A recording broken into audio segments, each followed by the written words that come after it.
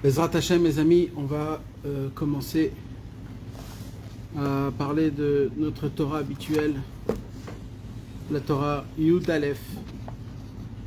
On est en plein milieu du Seif Gimel. On va Bezrat Hashem reprendre un petit peu dans le texte et on va le terminer aujourd'hui, Bezrat Hashem. Ce soir, on va parler de quelque chose de très intéressant, très spécial. C'est la signification du nom d'Hachem de Shakai. Shin Dalet Yud. Pourquoi c'est intéressant? Parce que, vous savez, avant que le Harizal il est venu dans le monde, on ne pouvait pas parler d'Hachem de manière dévoilée, décortiquée, comment on peut dire, ouvrir le sujet. Pourquoi? Parce que Hachem c'est Hachem. Hachem c'est Hachem.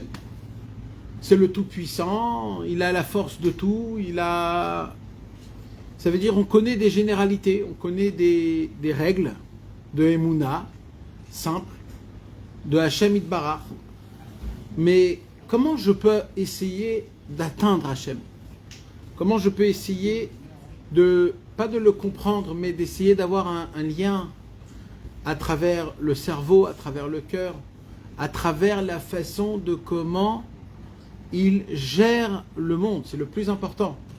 Car quand on comprend un petit peu, bien sûr, pas tout, mais un petit peu, quand on comprend la façon de comment Hachem il gère le monde, alors on découvre Hachem.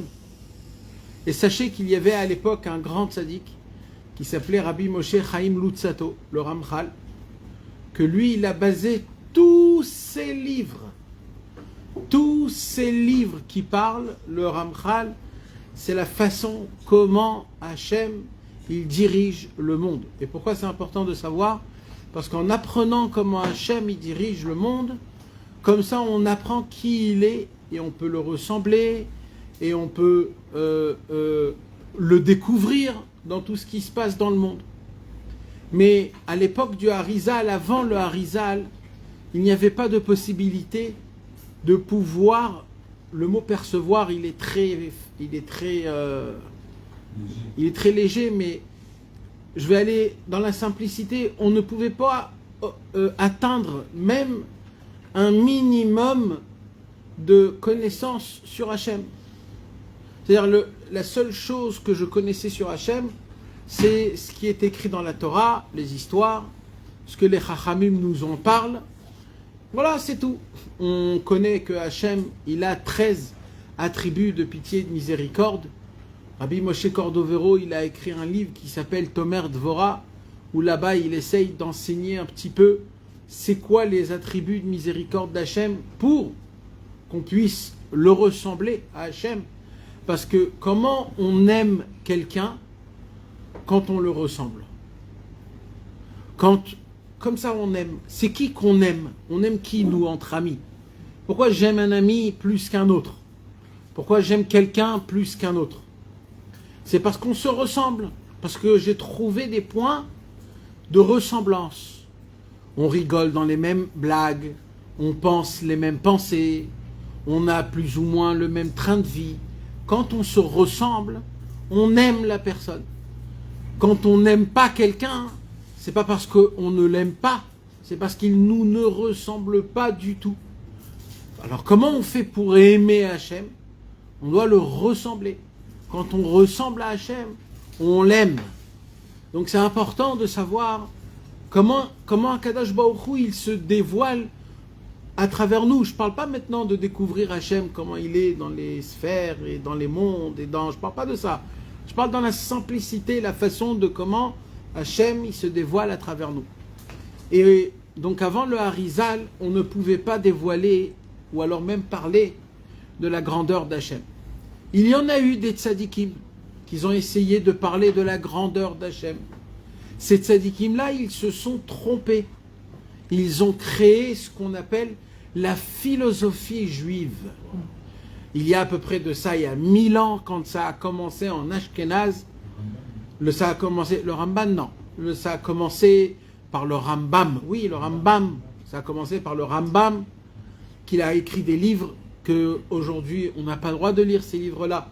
Même le Rambam, après, il a écrit une lettre comme quoi il se remet en question sur tout ce livre qu'il a écrit, le livre des guides des égarés. Maintenant, le Rambam, il avait des élèves à ce sujet-là. Et il y avait plein d'autres tzadikim qui ont écrit des livres qui parlaient de comment, c'est quoi l'unité d'Hachem, comment il est un, s'il est vraiment partout, si le mal c'est lui, si le libre arbitre, etc., etc. Le genre de questions qu'on peut commencer à rentrer dans des mondes et complètement se perdre dans tout ça pour une seule chose. Tout ça, c'est pour prouver l'unité d'Hachem. Et eux, ils se sont trompés. Eux, ils ont voulu parler de la grandeur d'Hachem. Et très très vite, ça s'est arrêté parce qu'ils ont vu que c'est pas un bon chemin. Parce que malheureusement, c'est pas un bon chemin. On va pas rentrer dans les détails. Alors comment on fait alors pour parler d'Hachem de manière que ça soit sans problème de Emouna, de Yichud Hachem, sans ces problèmes-là? Comment on fait? Comment avant on parlait de Dieu de manière que ça soit parfait? Mes amis, c'est énormément important ce qu'on parle. Eh bien, le Harizal, il a dit, je remercie Hachem qu'il a envoyé un grand tzaddik bien avant le Harizal. Ce tzaddik, il n'est pas très connu. Il s'appelait Rabbi Yosef Jekitalia. Il a écrit un livre qui s'appelle le Sha'arei Ora. Ce tzaddik-là, c'est un tzaddik qui date d'il y a 700 ans, avant le Ramak, il était de base en Italie et il est venu après en Eretz Israël. Il a tourné dans le monde. Son maître à lui, c'était un grand qui s'appelait Rabbi Avraham Abulafia, qu'il a créé aussi une chita dans la Kabbalah très spécifique, comment respirer, comment faire des combinaisons de lettres. Vraiment, c'était des grandes tzadikim d'à l'époque. Aujourd'hui, on n'a aucune perception de ces tzadikim-là. Même leurs livres, c'est très dur à comprendre. Mais cet élève-là, Rabbi Yosef Jekitalia, il a écrit un livre en entier. Comment peut-on parler de Dieu de manière que ça soit, c'est-à-dire parler, découvrir, etc., de manière que ça soit cachère, c'est-à-dire qu'on a la permission de pouvoir connaître certaines choses. Vous savez, mes amis, avant que je vous dise certaines choses, la Gemara dans Masechet Chagiga, elle dit, il y a une Mishnah très très mefureshet, c'est quelque chose de très écrit, c'est clair. Quoi? C'est très précis. D'abord, on n'a pas le droit de poser certaines questions. Il y a des questions que c'est interdit de poser. On a l'habitude que le juif, on lui donne la permission de poser des questions. Oui, il faut poser toutes les questions. On n'a pas peur de aucune question. Mais il y a des questions qu'on n'a pas le droit de les poser. On n'a pas le droit de les poser, on n'a pas le droit d'y réfléchir. La Gemara, la Mishnah, elle dit, on n'a pas le droit d'essayer de faire rentrer sa tête dans qu'est-ce qu'il y avait avant tout. Avant tout. Qu'est-ce qu'il faisait Hachem? Ça s'appelle Malefnim, Maléachor. On n'a pas le droit aussi de se poser comme question, de se dire, à la fin de tout, qu'est-ce qui va se passer? On n'a pas le droit de regarder en arrière et on n'a pas le droit de regarder très en avant. On peut regarder proche, ce que la Gemara elle nous enseigne, le Mashiach, le Yetzirara qui va être... Tout ça, c'est déjà écrit. Mais la fin, de se dire, mais tout ça pourquoi? Ces choses-là, ce sont des choses que le cerveau humain, il n'a pas de capacité. Donc ça, on sait ce qu'il y avait avant, ce qu'il y avait après. Mais le pendant, le maintenant, le moi avec dans cette situation, ça oui, ça, tout ce qui est avec moi, tout ce qui est dans le monde de nous, des humains, on a le droit de poser la question. Il faut poser des questions. Et la Torah, elle a une réponse à toutes les questions, plus qu'une réponse. Maintenant, comment on parle alors de cela? Alors, il a écrit, Rabbi Yosef Jikita, il y a un livre qui parle et qui explique tous les noms d'Hachem. Et il dévoile qu'à travers les noms d'Hachem, on découvre les façons de qu'est-ce qu'il est Hachem et comment il dirige le monde. À travers les noms d'Hachem. C'est un livre en entier qui commence à ramener les noms d'Hachem, les noms qu'on connaît, et il est décortique. Il apprend d'où ça vient, qu'est-ce que c'est, ce nom, il veut dire quoi, c'est quand qu'il est mentionné, ça donne une preuve de quoi. Et le Hari Akadosh, il a dit que ce livre-là, c'est le livre de base pour commencer à rentrer un petit peu dans la connaissance divine d'Hachem, de la façon de comment il est, comment il se conduit, comment il dirige le monde. Et le commencement là-bas, la Akdama, il dit pourquoi ce livre il est important. Et là-bas il dit quelque chose de très fort, il dit parce que quand un homme il va prier Hachem, il faut savoir en fonction de la demande qu'il va demander, quel nom d'Hachem il faut qu'il obtient. Si c'est le nom de Elohim, si c'est le nom de Tsevakot, si c'est le nom de Shakai, si c'est El, si c'est Ya, etc., etc., chaque nom. Par exemple, le nom guerrier d'Akadosh Baruch Hu, c'est Tsevakot. Par exemple, les soldats, ils prient, ou alors quand nous, on veut prier pour les soldats, il faut mentionner le nom d'Hachem. C'est pour cela que le pasuk, les psukim, Adonai Tsevaot Imanu Misgav Lanu Elohei Yaakov Sela, Adonai Tsevaot Ashrei Adam Botarbar. Ce sont des psukim qui sont très importants quand on veut commencer à prier avant la prière, de mentionner ces psukim-là. Parce qu'on appelle le Dieu de Tsevaot, c'est-à-dire le Dieu guerrier, quand il s'habille avec l'habit du guerrier, quand il a cette force-là. Et comme ça, on arrive à découvrir plein de choses. C'est pour cela, ce soir, mes amis, on va parler du nom de Shaddai. C'est quoi ce nom? Qu'est-ce qu'il veut dire? Et ce nom-là, quelle force il a? C'est-à-dire, Akadosh Baruch Hu, il est plus présent, il est dans mon cœur, dans mon cerveau, dans ma neshama, et c'est plus précis dans mes prières quand je mentionne le nom de Shakai. Alors, tout ça parce que c'est vraiment lié à tout ce qu'on a étudié dans le Likutei Moharan. Juste sur un seul pied, je reprends un petit peu ce qu'on a étudié, vite fait, pour qu'on puisse recommencer à étudier le Seif Gimel.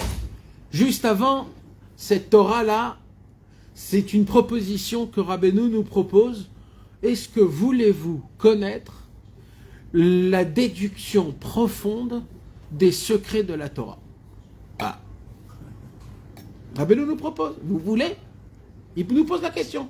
Est-ce que vous voulez comprendre la déduction réelle des secrets profonds de la Torah? Bon, apparemment, ça a l'air d'être bien, oui. Pourquoi je dois savoir ces choses-là? Alors, on avait parlé de l'histoire des enfants échangés, où dans l'histoire des enfants échangés, il y avait là-bas le fils du roi, il reçoit dans ses mains un instrument. Il reçoit un instrument que quand on met cet instrument dans un animal, ça fait de la musique. Une musique fabuleuse, fabuleuse. Et ça, c'est un chidouche. Il a reçu ça. Et un jour, cet homme-là, qui a cet instrument, il rencontre un autre homme que quand il voit cet instrument, il tombe fou. Et il dit, je veux l'obtenir, cet instrument. Alors, le fils du roi, il se dit, t'es pas sérieux, tu peux...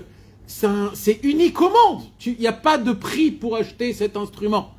Qu'est-ce que tu pourrais me donner pour échange pour cela?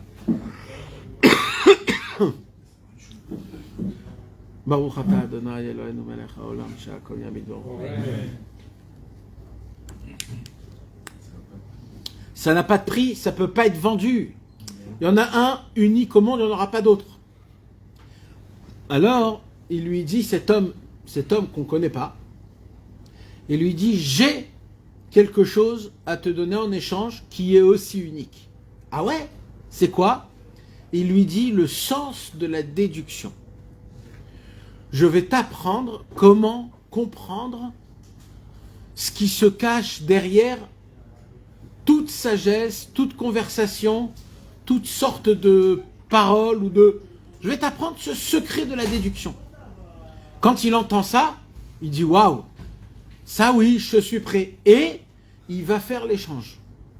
Et au moment où il lui fait l'échange, il apprend le sens de la déduction. Le fils du roi qui est aujourd'hui le serviteur, qui ne sait pas encore, c'est le fils de la servante. Pour l'instant, mais en vérité, c'est le vrai fils du roi, sauf qu'il ne sait pas. Avec le sens de la déduction, il va rentrer dans un endroit, dans un pays, où ce pays-là, ils avaient un problème. C'était quoi leur problème? Parce qu'à l'époque, leur roi, il était très sage. Et le pays aussi, il était très très sage. Mais par rapport au roi, le pays était un imbécile. Et c'était un pays qui gouvernait très fort. Et le roi était parfait, tout était parfait. Un jour, le roi est mort. Et dès que le roi est mort, ils ont inversé le nom de ce pays. Et ils ont appelé le pays, le peuple sot, et le roi imbécile. L'inverse. Le sage pays et le sot gouvernement. Et les gens, ils ont dit là-bas, nous, on attend qu'il vienne un roi et qui savent faire un ordre spécifique qui va ramener. Et s'il arrive à faire cet ordre, on sait que c'est le roi sage. Et lui, il doit gouverner. Et comme lui, cet homme-là, le fils du roi, il a appris le sens de la déduction avec le monsieur. Dès qu'il est rentré dans ce pays, tout de suite, il a fait un ordre. Et tout de suite, il est devenu roi. C'est-à-dire que cet homme, il a atteint le but de sa vie grâce à ce sens de déduction qu'il a appris. Ce sens de déduction, c'est la Torah Yud Aleph. Tvunot à Torah le'umka. Maintenant, Rabbeinu, il nous dit comme ça. Pendant les 10 Torot qu'on a étudiés, ça s'appelle l'instrument. C'est quoi l'instrument? C'est les sifrei Rabbeinu. Quand on les met sur un animal, c'est nous l'animal, on chante, on devient des beaux, on devient des tzadikim, on est content, on parle bien, on est bien. Mais dès que tu enlèves l'instrument, tu restes un animal. Alors, le but c'est quoi? C'est pas juste d'étudier les sifrei Rabbeinu. Le but c'est d'imprégner les sifrei Rabbeinu en nous-mêmes, qu'on comprenne le sens de la déduction. Alors Rabbeinu il dit, je vous ai fait une akdama pendant 10 Torot, je vous ai fait faire montrer dans la Torah Aleph, la Chochma, la Torah Bet, la Tfila, la Torah Gimel, le Nigun, la Torah Dalet, le Vidouille, la Torah He, la Emouna, la Torah Vav, la Teshuvah. Il nous fait une démonstration. Il dit, regardez de quoi je suis capable. Je peux vous faire comme ça, je peux vous faire comme ça. Mais dès que tu as étudié les premières 10 Torot, Rabbeinu il dit, allez, il faut maintenant s'engager. Il faut maintenant que tu comprennes un peu plus. Il faut maintenant que tu parles le langage. Ça suffit pas juste de... Il faut que tu parles le langage. Alors, la Torah 11, c'est la Torah où Rabbeinu dit, voilà, c'est maintenant, je suis en train de vous apprendre le langage. Il faut apprendre le langage de la déduction. Comment comprendre qu'est-ce qu'il y a écrit derrière chaque Torah, derrière chaque Tfila, derrière chaque Sikha, derrière chaque Mara. Il faut que vous compreniez chaque paracha de la semaine. Tevunot, ta Torah, le sens de la déduction. Parce que si on connaît le sens de la déduction, on ne se trompera plus nous-mêmes entre le fils de la servante et le fils du roi. Et si on atteint cette chose-là, d'être pas convaincu, mais qu'on le voit de nos yeux, qu'on est Béhémet, le fils du roi, tous nos problèmes, normalement, ils s'arrangent. Tout le problème, c'était que le fils du roi, il n'est pas sûr s'il est le fils du roi ou s'il est le fils de la servante. Il n'est pas sûr, il est pas sûr. Il a un safek. Ce safek, il est existant depuis qu'on est né. On est là, on se dit peut-être ça, peut-être ça, peut-être ça, peut-être ça. On ne sait pas. Alors, tout ce qui va changer, c'est le sens de la déduction. C'est quoi le sens de la déduction, en fait? C'est de trouver le pont avec toute la Torah et toi. Voilà. C'est ça le sens de la déduction. D'arriver à trouver sa place dans le monde spirituel de la Torah, d'Hashem Yitbarach, des Tzadikim. En majorité, quand j'ouvre un livre, quand j'étudie la Torah, l'écart entre ce que j'étudie et ce que je suis, il est vraiment très grand. Alors avec un peu d'émouna, je continue parce que j'ai la émouna. Il y a le Likutei Tfilot, il y a les Teilim. Alors, je suis mamine qu'un jour, ça me parlera. Un jour, ça va faire effet. La Shmirat Abrit, Eretz Israël, Emouna, Kas. J'ai la Emouna qu'un jour, un jour. Mais quand on parle dans la réalité, l'écart, il est énorme, énorme, énorme, énorme. C'est que grâce à la Emouna que je tiens le coup. Tu donnes ça à un monsieur, il va dire, mais ça ne me parle pas, bien sûr que ça ne te parle pas. C'est énormément écart. Il dit, Rabbeinu, il y a un sens de déduction qui a la possibilité à te donner ta place dans le monde spirituel de la Torah, des Tzadikim et d'Hashem Yitbarach. Ce sens de déduction, en fait, quand le fils du roi, il est rentré dans ce pays, en fait, c'est pas un pays, il n'est pas rentré dans un pays. C'est quoi ce pays? C'est quoi? En fait, c'est lui-même. En fait, il rentre, il va faire le shalom entre le cerveau et le cœur, entre le roi et le peuple. Le problème, c'est que le cœur et le peuple, le cerveau et le cœur ne sont pas coordonnés. Le cerveau, il est là-bas, le cœur, il est complètement dans un autre côté, et ils sont déchirés, les deux, ils sont complètement déchirés. En fait, le sens de la déduction, c'est de pouvoir créer un pont entre le cerveau et le cœur. C'est-à-dire que tout ce qu'il y a écrit, tu le sens. T'as pas besoin d'en en parler. Mamash, tu as la Emouna, tu as la Yirat Shamayim, tu as la Avat Hashem, tu as la honte envers Hashem. Tu as tout. Tu as tout ce qu'il faut parce qu'on est connecté. Et pour cela, il faut le sens de la déduction. Le sens dans la déduction, Rabbeinu s'occupe de ça tout de suite dans la Torah 11. Et il vient, il nous dit, vous voulez connaître, c'est quoi le sens de la déduction? Alors nous, on lui répond oui. Alors Rabbeinu, il dit, ok. Alors il y a un soulam, comment on dit il y a une échelle. Il y a une échelle, et Baruch Hashem, l'échelle, elle a aussi des échelons. Des fois, il y a des échelles qui n'ont pas des échelons. Des fois, il y a des échelles que les échelons, ils sont à moitié cassés. Quand tu marches dessus, tu casses, tu tombes par terre. C'est qui? C'est quand on te donne des conseils qui ne sont pas parfaits. Baruch Hashem, qu'on a Rabbeinu Akadosh, que Rabbeinu, il a créé l'échelle, et il a créé les échelons, et il les a lui-même testés. Lui-même, il les a testés. Ce que ça, s'il saute, il a sauté sur chaque échelon pour voir si c'est bien fort. Et il a vu que c'est le chemin. C'est le chemin. Et il faut commencer à dévoiler ça. Alors, Baruch Hashem, nous, on a commencé déjà un petit peu à parler des échelons. La première échelon. Alors Rabbeinu, il dit, le premier travail qu'un homme, il a le devoir de faire pour essayer de connaître donc ce langage-là. Alors Rabbeinu, il a dit un mot de code qu'on ne sait pas trop ce que c'est de unifier Hachem en haut et en bas. Ça veut dire quoi? Alors il dit, Rabbeinu, ne vous cassez pas la tête. Simplement, c'est quoi? Il dit d'abord, le premier travail, de lire beaucoup de la Torah. Voilà. Habitue tes lèvres, ta langue, ton cerveau aux mots de la Torah. Quand on lit beaucoup des mots de la Torah, on va créer comment on avait dit le mot? Un dialecte dans le cerveau qui va se passer un miracle énorme. Et à chaque fois que tu vas le faire, il y aura ce miracle. C'est quoi? Il dit, Rabbeinu, c'est que les mots de la Torah que tu vas dire, ils vont s'allumer. Ils vont s'allumer. Et ils vont te montrer le chemin. Comment ils vont s'allumer? Toi, tu vas lire. Ta tête, elle est là. Tu comprends pas. Si tu comprends, c'est mieux. Tu comprends pas, c'est pas grave. Mais d'un coup, tu vas attraper un mot. Il va se répéter 15 fois dans ce que tu vas lire. Il va écrire Emouna 15 fois. Emouna, Emouna, Emouna, Emouna. Qu'est-ce qui se passe? Tu sais que Hachem, il t'allume un passage. Vous savez, dans la nuit, quand on ne sait pas comment conduire la nuit, ben, il y a des lumières par terre. C'est ça le chemin. Il y a des mots, ils vont s'allumer. Shmirat Abrit, Gdusha, Tahara. Tu vas voir des lumières qui vont se lever. Et toi, tu vas savoir, c'est ce chemin que je dois prendre. D'un coup, on va te parler de Shabbat.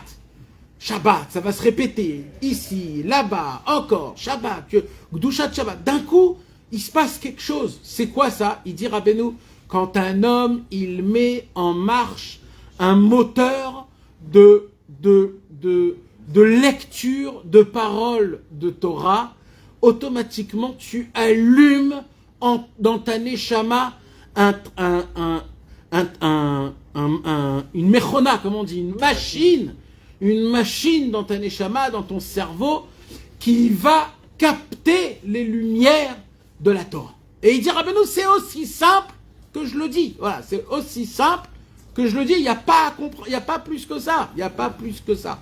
C'est juste de se conditionner tous les jours, ou je ne sais pas combien de temps, mais chacun, il doit avoir un seder parmi ce qu'il étudie, de faire rentrer dans de la lecture, beaucoup, de lire à voix haute en articulant. Il dit, Rabbeinu, maintenant, il faut faire très attention. Pourquoi? Il dit parce que les mots que tu sors, le deuxième échelon, les mots que tu sors de ta bouche, il dit, ta bouche, c'est l'endroit où les mots, ils sont prononcés. Donc ta bouche, elle doit être propre. C'est le minimum. Pour que les mots puissent t'éclaircir, il faut que ta bouche soit apte. Pour que ta bouche puisse travailler ces mots-là, il faut qu'elle soit apte. Alors, qu'est-ce qu'il faut? Qu'est-ce qu'il faut pour qu'elle soit pure? Il dit, Rabbeinu, il faut une chose très importante. C'est quoi? De ne pas étudier pour des raisons personnelles. Chez l'olishma. De ne pas tomber dans le kavod. Le kavod, il est dans la bouche. Il faut que ta bouche, elle soit pure de tout ce qui est kavod et gava. Pourquoi? Intérêt. Pourquoi? Parce que mes amis, la Torah, c'est de l'argent en espèces. Quand un homme, il étudie la Torah, il devient riche. Voilà. Qu'on comprenne pas, la Torah, elle te rend riche. Et automatiquement, quand un homme, il étudie la Torah, il devient riche et il peut tomber dans le kavod et dans la gava. Quand un homme, il commence à étudier la Torah, il se dit, allez, je vais commencer à lire des Mishnayot. Et il commence à lire des Mishnayot. Il lit pendant 1 mois, 2 mois, 3 mois, 4 mois, 5 mois. Après 7-8 mois, il termine toutes les Mishnayot, tout le chasse Mishnayot. Il fait un beau sioum, tout le monde lui dit psh, psh, psh, Chazak ou Baruch, etc. Il y a un problème là. C'est quoi? C'est que tu te mets dans une situation où on peut te donner du kavod. Maintenant, si toi tu le prends pour toi-même, le kavod, il y a un problème. Il y a un problème. Parce que le kavod, il appartient à Hachem. L'honneur est à Hachem Itbarach. La gava, elle n'est pas à nous. On n'a pas le droit d'être orgueilleux. On n'a pas le droit de raconter aux autres combien on connaît pas, combien on a déjà étudié, pas déjà étudié. C'est interdit, les amis. Voilà, c'est interdit. C'est interdit. C'est interdit. On étudie que pour Hachem Itbarach. Que pour Hachem Itbarach. Quand quelqu'un il vient, il te dit, tu connais cette Torah? Dis-lui non. Dis-lui non, même si tu la connais. Et en vérité, tu la connais pas. Dis non. Pourquoi tu dis oui? Pourquoi tu dis je l'ai déjà étudié? Comment on se permet tellement facile, Béhémet?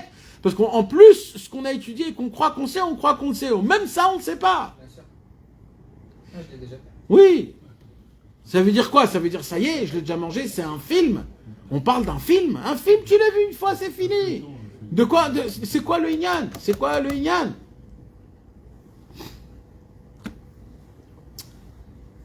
Alors ça, mes amis, c'est vraiment quelque chose, si j'aurais la force, je vous aurais parlé encore toute cette soirée sur ça. Tellement c'est important. Tellement il faut changer de cap.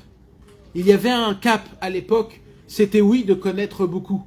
Pourquoi? Parce que il y a 100 ans, quand la Scala, c'est-à-dire quand comment on dit ça, les Lumières, à l'époque où les gens, à l'époque des Lumières, les Naorim, ouais, en 1900, quand ils ont commencé à essayer de vouloir assimiler les Juifs sans les assimiler, ça veut dire en leur faisant croire que on vous restait des Juifs, etc. À cette époque-là, eh ben, il y avait cette histoire où ils prenaient les enfants et ils les amenaient dans une université et ils arrêtaient d'étudier la Torah et voilà. Et malheureusement, il y a eu des générations en entière qui ont été englouties, enfouies totalement vers ces problèmes-là. Et les tzadikim d'à l'époque, ils ont dit, il faut qu'on fasse de notre Torah une gava, c'est-à-dire une fierté. Mais c'est très grave. Alors peut-être qu'à l'époque, c'était le chemin, on va dire. On va dire qu'à l'époque, peut-être c'est ce qu'il fallait. C'est pour ça qu'ils ont commencé à créer des yeshivot, de Gemara approfondis, pour que ça donne de l'envie. Comme à l'université, nous aussi on étudie, nous aussi on est des Talmidei Chachamim, nous aussi on sait. Mais maintenant qu'on est arrivé en Eretz Israël, maintenant que ça y est, notre place est là, maintenant on n'a plus besoin de ça, de rester dans cet encadrement-là, c'est pas saoul les amis, c'est pas saoul. C'est pas saoul, on ne doit pas. La Torah, c'est quelque chose que c'est un trésor de Dieu. Ça appartient à Dieu, Dieu nous l'a donné en cadeau. On a le droit de l'étudier, c'est un mérite, mais de là à se l'approprier, c'est très grave, c'est du vol. Et ça, Rabbeinu, il dit, quand un juif, il étudie la Torah, ou alors il fait sa lecture d'habituel, et dans sa tête, il a des idées pour que les gens me voient, ou alors pour me faire comme ça sur voilà, ou alors pour dire à quelqu'un, moi je l'ai fait, hein, ça, t'inquiète, moi je sais de quoi ça parle, ce que tu fais c'est faux. Toutes ces choses-là, pour essayer de faire montrer que tu es quelqu'un de grand, il dit Rabbi Nachman, non pas que les mots que tu vas dire vont pas t'allumer des lumières, mais ils vont t'éteindre des lumières. Ça veut dire que c'est pas que ça fait pas d'effet, ça fait un effet inverse. Un monsieur qui étudie la Torah pour prendre du kavod et pour avoir de la ga'ava, un homme comme ça, sa Torah à lui, elle éteint des lumières. Et ça c'est pour lui. Mais si c'est un rave, il éteint aux autres des lumières. C'est très grave. Comment on fait alors? Troisième échelon. Il dit Rabbi Nachman, pour cela, il y a un conseil. Comment on fait pour pas tomber dans le kavod et la ga'ava? C'est là où Rabbeinu, il dévoile. Alors, je voudrais le lire dans le livre. On l'a déjà étudié, mais on va le relire dans le livre Bezrat Hashem. C'est très important. Donc on est arrivé à ce point, mes amis, comment on est zoré d'être sauvé, de ne pas étudier la Torah pour pour personnel, en prenant du kavod, de l'honneur et de la ga'ava. Comment on fait? Parce que ça aussi, si on regarde dans des petits pourcentages, on a tous un petit peu du kavod et de la ga'ava dans ce qu'on étudie. Alors comment je fais pour être sauvé de ça? Rabbeinu il dit, il y a un conseil, ok. Seif.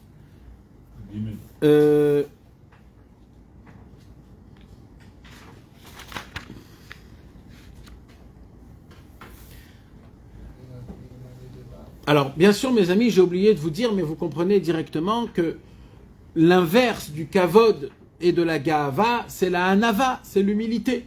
Donc, c'est de là que Rabbeinu, il vient et il nous met le point à fond, que c'est la raison pour laquelle, quand un homme, il étudie la Torah, il faut que ça soit avec une humilité. C'est la raison pour laquelle Moshe Rabbeinu, il était l'homme le plus humble. Pourquoi?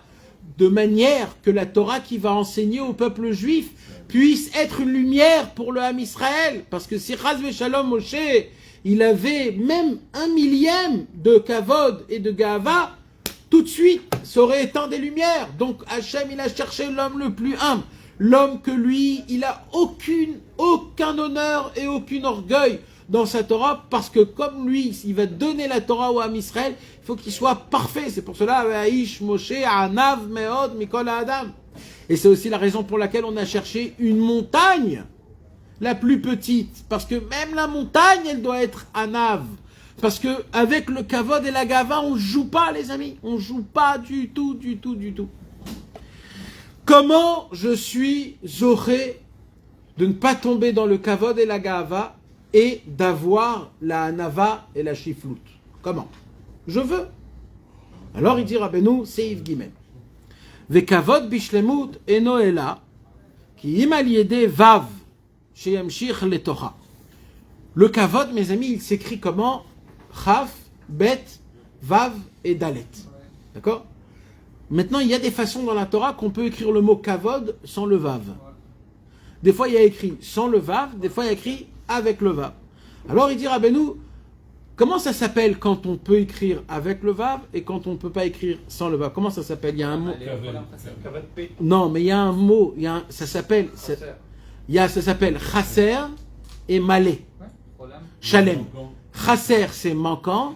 Shalem, c'est complet. Alors il dit Rabbeinu, comment je suis zoré du kavod bishlemut? Comment je suis zoré de ne pas tomber dans le kavod que pour Hachem? Et il dit, pour cela, il faut que le kavod, il soit écrit avec un vav. Mais c'est quoi le vav alors? Alors il dit Rabbeinu, sheyamshich letocha ki belo vav. Il faut qu'il attire le vav dans le kavod. Pourquoi? Ki belo vav, parce que quand on enlève le vav du mot kavod, comment ça se lit? Kevad, P. Kvad P. C'est quoi Kvad P? Kvad P, c'est un bégayé, un monsieur qui parle pas comme il faut. Alors ve'aliédé vav, quand on rajoute le vav dans le Kvad P, ça devient kavod. Ou beprinat kavod veloidom. C'est ce qu'on dit le psaume 30 avant Baruch She'amar. Dans Aromimcha Hashem qui dit litanie, on dit kavod veloidom. C'est quoi kavod? Là-bas, c'est écrit avec un vav. Veloidom, c'est quoi veloidom? Il stait pas. Ça veut dire quand il a le vav dans le kavod, là il peut parler, là il peut dire, il peut dévoiler la Torah. C'est pas bégayer. C'est que c'est dur. Kaved, c'est que c'est lourd.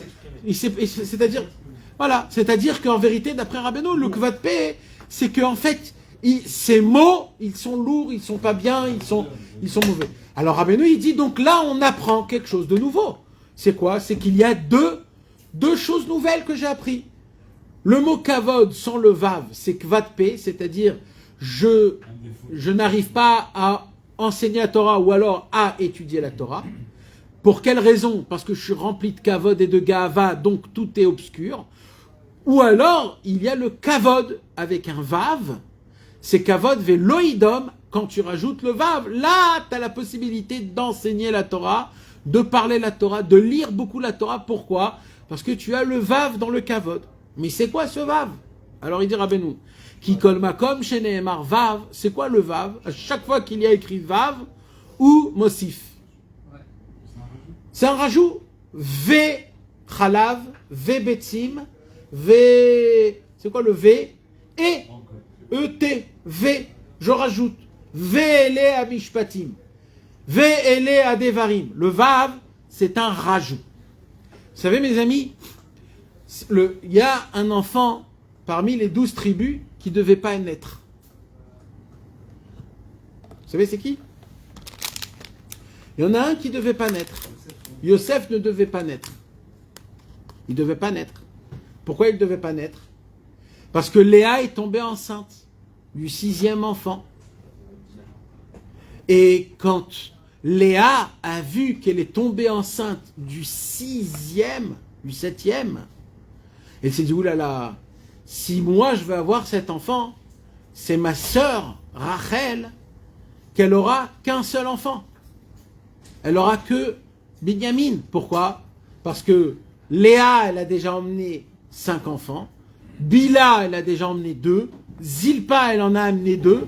Là, elle est enceinte du 7e. Il ne reste plus rien pour Rachel. Il ne reste que 1.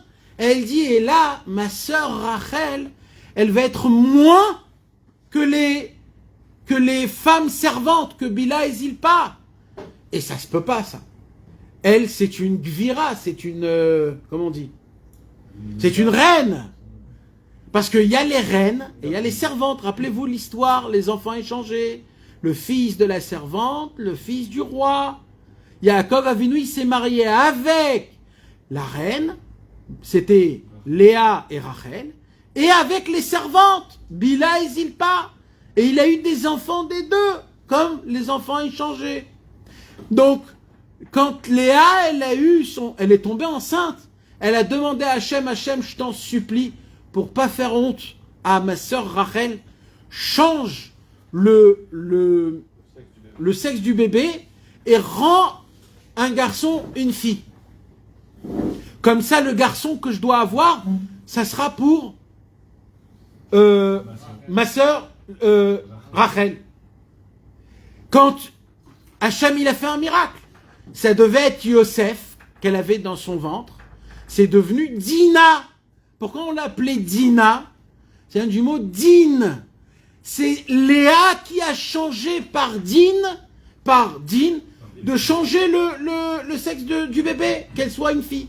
Et là, Rachel, elle est tombée enceinte de Yosef. Yosef, ça vient du mot Mossif, c'est-à-dire un rajout.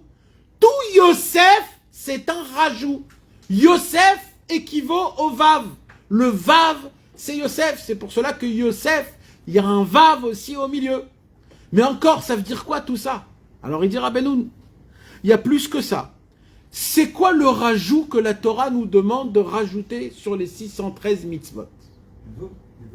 Non. Les vœux, c'est vrai que c'est un rajout, mais c'est un rajout qui est déjà décrit dans la Torah. La Torah nous décrit une mitzvah dont laquelle cette mitzvah, c'est toi qui choisis le rajout que tu veux. Non.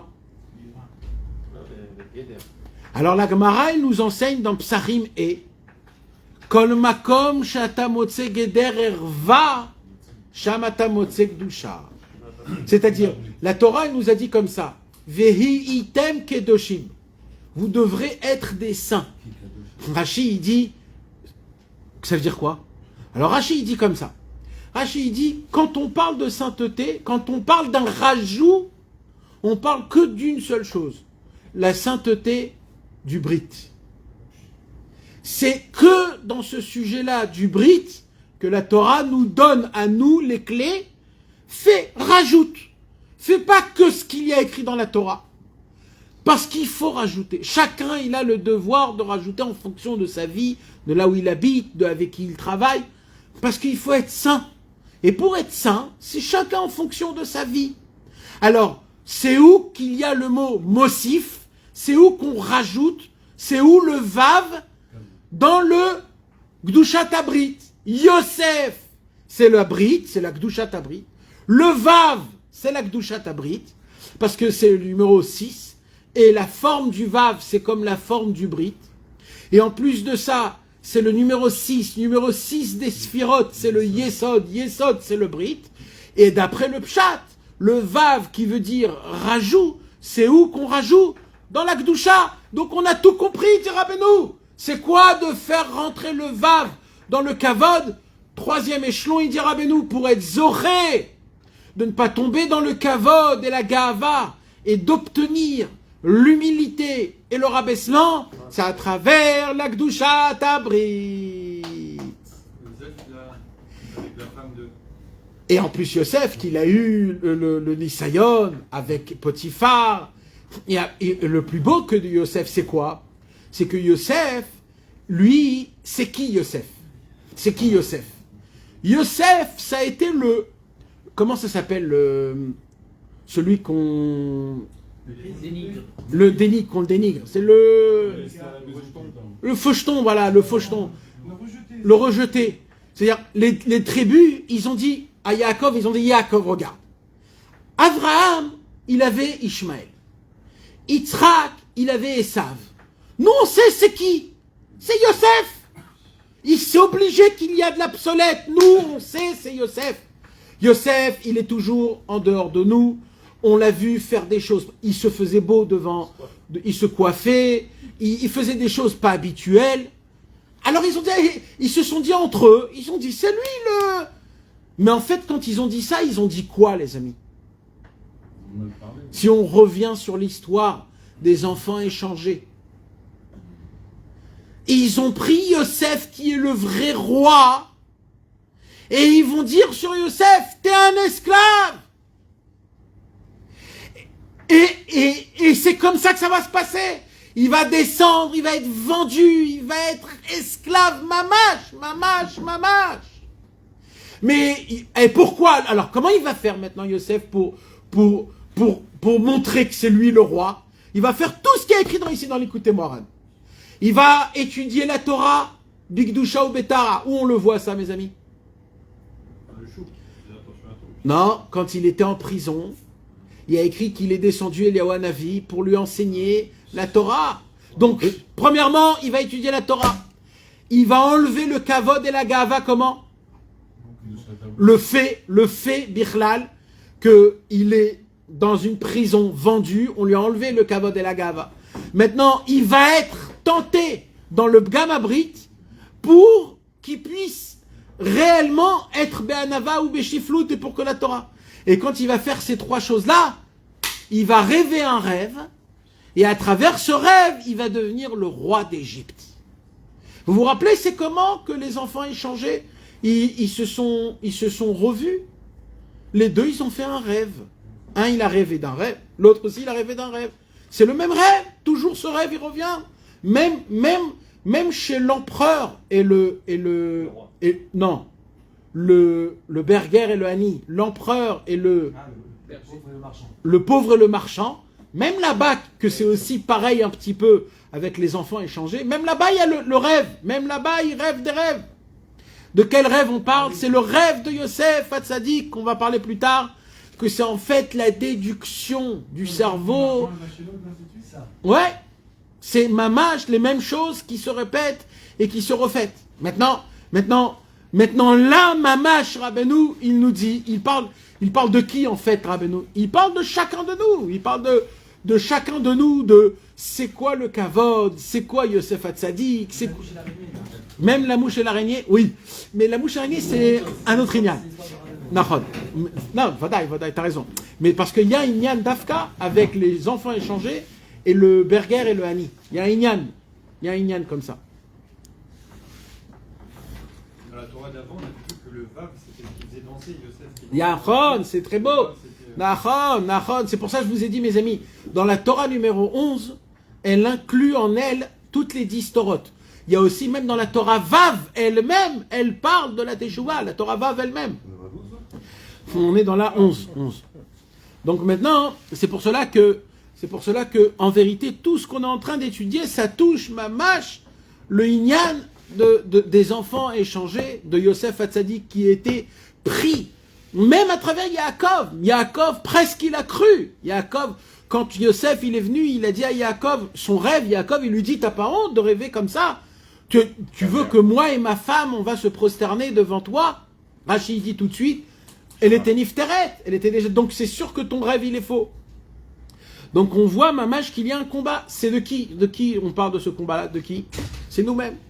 Nous-mêmes, on a en nous le fils de l'esclave, de la servante et le fils du roi. Et on est en safek qui je suis. Pourquoi je suis en safek qui je suis?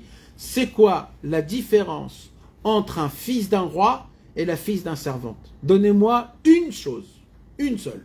La certitude. La certitude. Non. Les manières royales. Non. Les manières, tu peux apprendre. Il y a dans le caractère quelque chose qui différencie totalement le fils de la servante et le fils du roi. Je vais le dire de manière grossière et simple. C'est que le fils du roi, il fait ce qu'il veut, le fils de la servante, il fait pas ce qu'il veut. Il peut pas faire ce qu'il veut. Et ça, c'est toute la différence. Nous, tant qu'on fait quelque chose qui n'est pas de notre propre volonté, on est en mode serviteur. Le jour où on arrivera à ce niveau que toute ma volonté c'est la Torah, donc tout ce que je le fais par volonté, je serai appelé le fils du roi.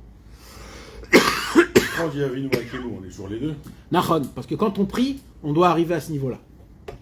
Mais quand on applique Torah ou mitzvot, on doit atteindre le niveau que de mettre les tefilines, c'est pas une obligation, c'est pas un devoir, c'est ma propre volonté à moi. Là, je suis le fils d'Hachem. Et là, je suis un prince de Dieu. Et tant que c'est lourd et c'est dur et c'est ça, je suis en mode serviteur. Et je dois réparer. Et pourquoi je suis en mode serviteur? Parce que malheureusement, je ne connais pas le sens de la déduction de la Torah. Je n'ai pas le pont qui m'emmène à ma place dans la Torah, dans le judaïsme, dans la spiritualité. Pour cela, j'ai besoin du sens de la déduction. Comment je fais pour avoir le sens de la déduction? Je dois beaucoup étudier la Torah pour que les mots de la Torah ils éclaircissent. Et je dois que ma bouche, elle soit sans kavod et ga'ava, avec beaucoup de hanava et de shiflout. Comment je fais? Là, on vient d'apprendre avec la shmirat abrit. Quand tu fais rentrer le vav dans ta vie, tu fais rentrer le rajout. Le rajout de quoi? De la sainteté, de la kdusha. Ah, mes amis, il faut en parler de ça. Il ne faut pas comme ça, vite fait. Il faut en parler. C'est quoi la kdusha abrit? Il y a des gens qui croient que quand on est marié, eh ben, il n'y a pas de kdusha abrit. Bien sûr qu'il y a la kdusha abrit. Même quand on est marié, même avec nos femmes, et même tout seul, et même quand on n'est pas marié surtout. Et la kdusha abrit, elle est présente, même pour un monsieur de 60 ans, de 70 ans, de 80 ans et de 90 ans. La pureté dans le cerveau, la pureté dans le brit. On a le devoir d'être pur, d'être saint. On a pour cela des choses. On a le mikvé, on a le tikkun haklali. On a des choses qui nous emmènent il y a la simcha, il y a l'attachement au tzaddik, il y a la tombe du tzaddik. Mes amis, le peuple juif, il est le peuple juif que quand il est pur et saint dans les passions sexuelles, dans les pensées, même dans les actions. Même quand un homme, il est avec sa femme, il doit se conduire d'une manière noble, pure, propre. Pas parler mal. Tout, on va rester, on va pas dire exactement, mais oui, toutes ces choses-là, on a le devoir d'être des princes d'Hachem. C'est qui se conduit mauvais? C'est les serviteurs. Les serviteurs, ils peuvent se permettre de se conduire comme des animaux. Mais un roi, un prince, une princesse, il faut se conduire comme on est. Noble. Il faut être digne du nom de juif. Le juif attaché à Hachem, c'est un homme qui est pur dans sa tête, dans sa pensée. Parce que quand il va sortir de sa bouche les paroles de la Torah, il faut que les paroles de la Torah lui donnent de l'humilité et de la lumière. Et ça dépend que de la shmirat abrit. Comment un homme, il est fort dans le brit. Rabbeinu, il est venu dans ce monde et il nous a dévoilé beaucoup de cadeaux énormes. Un des cadeaux qu'il a dévoilé, c'est le tikkun haklali. Rabbi Nachman de Breslev, pour dévoiler le tikkun haklali, ça lui a pris 4 ans de travail intense. Si c'est pas plus que cela. Ce qu'on sait, c'est ces 4 ans, Rabbeinu, il a commencé à parler du tikkun haklali devant ses élèves en dévoilant qu'il existe un remède pour réparer toutes les fautes qui sont de ce genre-là de gamabrit, de problèmes. Comment? La passion des mauvaises choses, de la débauche. Alors ça, il dit Rabbi Nachman de Breslev, surtout ne croyez pas qu'il y a des gens qui sont purs de cela. Car pour être pur dans notre cerveau et dans notre brit, c'est une bataille qu'il faut mener. Cette bataille, on n'est pas capable de la mener. On va être franc. On n'est pas capable de la mener. Mais Rabbi Nachman, il est venu dans ce monde-ci, une des raisons, c'est pour nous dévoiler des conseils comme cela. Et un des dévoilements les plus grands au monde, c'est le tikkun haklali. Le lire tous les jours. De le lire avec Emouna, mes amis. Emouna, que le tikkun haklali, il fait un effet de réparer tout le corps, tous les problèmes, toutes les choses qu'il y a à ce sujet-là. C'est une réparation générale. Maintenant qu'on a le tikkun haklali, mes amis, c'est presque une obligation de le lire tous les jours. Je ne peux pas dire que c'est une obligation parce qu'on ne peut pas obliger personne. Mais vu le remède que c'est, vu ce que ça nous apporte, le Tikkun HaKlali, c'est pas possible de ne pas le lire au moins une fois par jour. Au moins. Un jour, on a posé la question à Rabbi Israël, c'est quand qu'il faut lire le Tikkun HaKlali? Alors le monsieur, il a posé la question, il croyait qu'il posait la question, ça veut dire c'est quand? C'est-à-dire le matin, le soir, l'après-midi, à la fin de la journée. C'était ça, lui, ce qu'il avait dans sa tête. Mais Rabbi Israël, il a joué dans sa réponse. Alors il a dit, c'est quand qu'on lit le Tikkun HaKlali? Alors Rabbi Israël, il a dit, après chaque mauvaise pensée. Vous savez qu'est-ce que ça veut dire, cette phrase? Ça veut dire que s'il y a un remède qui te remet en place de manière parfaite, c'est le Tikkun HaKlali. Le Tikkun HaKlali dans le ciel, mes amis, on va monter dans le ciel, on va être jugé sur chaque vision, sur chaque chose. Dans le ciel, on va être jugé, on va être puni. Mais on va dire dans le ciel, mais Hachem, tu peux pas... c'est trop dur, c'est pas possible. Alors Akadosh Baruch Hu, il a dit, t'as raison. Mais moi, j'ai une question à te poser, il va dire Hachem. C'est quoi? Il y avait le Tikkun HaKlali dans le monde. Comment au moins tu ne l'as pas fait, le Tikkun HaKlali? Rabbi Nachman, tu as le devoir d'avoir la Emunat Rachamim, même si tu n'es pas un Breslev. Même si tu n'es pas un Breslev, il y a le devoir d'avoir la Emunat Rachamim. C'est écrit dans la Torah. On a l'obligation de croire dans nos sages. Rabbi Nachman, c'est bien un sage. Il vient et il nous dit, il y a un remède, c'est le Tikkun HaKlali. On va donner des comptes tous les jours qu'on n'a pas dit le Tikkun HaKlali, les amis. C'est le remède minimum pour le Bgam Abrit. On en a tellement à réparer. J'en parle même pas de notre jeunesse. Qui va se tenir derrière tout ça? Qui va payer tous les dégâts qu'on a fait? Et il y a un tzaddik qui est là et il dit, je m'en occupe. Faites le Tikkun HaKlali avec de la Emouna. C'est encore plus, vous avez le mérite de pouvoir regarder en français qu'est-ce que ça veut dire les mots pour que vous puissiez après essayer de le dire avec ferveur. Mais le Tikkun HaKlali, mes amis, c'est le remède de la génération, le dernier remède possible existant au monde. Après le Tikkun HaKlali, mes amis, il n'y a plus eu aucun remède d'après Rabbeinu, vous savez. Le dernier remède jusqu'à Mashiach, le dernier remède. Quand je parle d'un remède, je ne parle pas d'une ségoula, les amis. Hein. Je ne parle pas d'un... Un camion. Non, non, non, non. Je suis en train de parler d'un remède. Le remède, ça veut dire, c'est l'antivirus du virus.